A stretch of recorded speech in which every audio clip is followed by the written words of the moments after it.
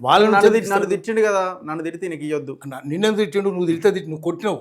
ఇప్పుడు ఏముందంటే సమస్య, ఉర్దూ में చెప్తారు, ఓ ఖంజర్ సే బోక్తా భీ హై తో ఉస్కా జిక్ర్ नहीं होता. వాడు కత్తి తీసుకొని ఛాతీ మీద పొడుస్తాడు, ఆయన మాట్లాడొద్దాడు, నోరు మూసుకొని చచ్చిపోవాలి. ఓ అమ్మో అయ్యో అని అన్నావు అనుకోండి, అమ్మో అంటే తిట్లు కదా అవి, ఏమి రా సంపుతావరా నువ్వు దొంగ అన్నాడు అనుకోండి, తిట్టిండు చూసినావు అంటారు.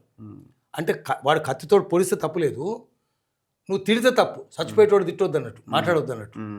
అది ఎందుకు తిట్టినది చెప్పుకోవాలి, ఎందుకు తిట్టినావు, ఎన్ని దుర్మార్గాలు చేస్తే తిట్టిండు, తిడతారు.